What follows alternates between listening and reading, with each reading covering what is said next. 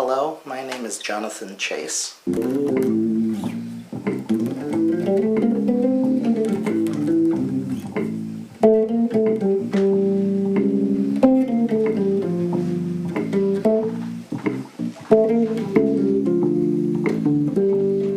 Growing up, I didn't have an autism diagnosis or an IEP or anything like that. I was just a troublemaker.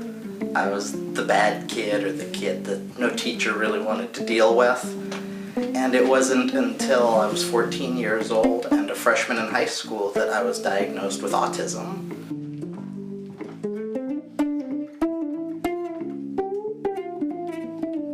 When I was 14 and I was diagnosed with Asperger's syndrome, I also started playing music. And that was really my escape, was becoming a working musician. When I turned 16, I got my GED, and I quit high school to go to work full-time working in bars as an electric bassist. And that's what I did for the next 10 years until I got involved with autism advocacy.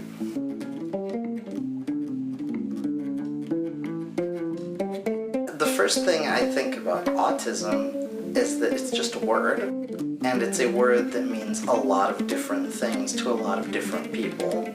And because it's a spectrum disorder, it means that no two autistic people are the same. So right away the label loses some of its value because it means so many different things. So when I think about autism, I think about people who process information differently. And to me, that's as far as that label goes, because everyone is different and some pieces of the autism label apply more to some people than others.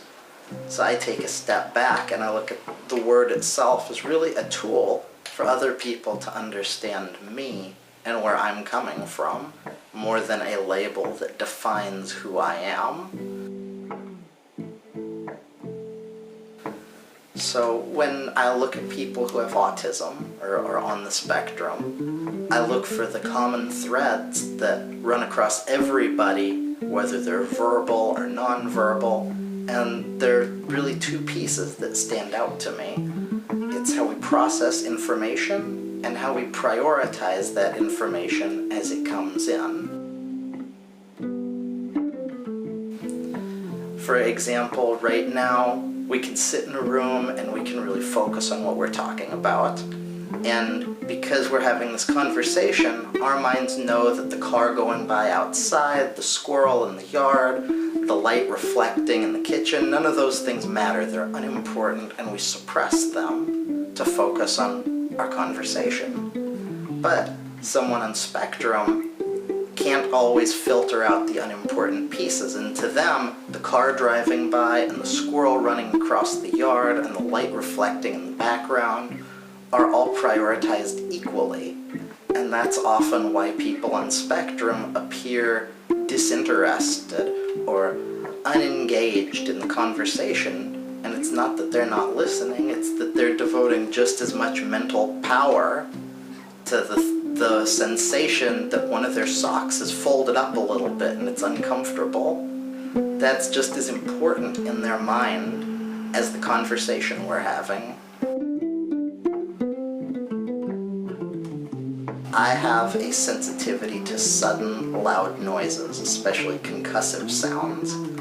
So when I hear a car backfire or a firecracker, I experience physical pain. That's how my mind interprets that sensation. And as a result, I'm afraid of balloons, harmless birthday party balloons. When I go out to dinner, I look around the restaurant, and when I see a little kid having a birthday party in the corner, I hate that kid, because he just ruined my night. Because I look at the balloon, and I think it might not pop, you might be fine. But if it does, it's going to hurt. And there's nothing you can do to control the situation or protect yourself. You have no options and no control, and there's no way to even predict when it's going to happen. So I feel fear and anxiety, and to me it's very logical to be afraid of balloons because they might hurt me. everything we do is grounded in logic from our perspective. Very few people, children or adults, behave at random. There's always a reason underneath the behavior.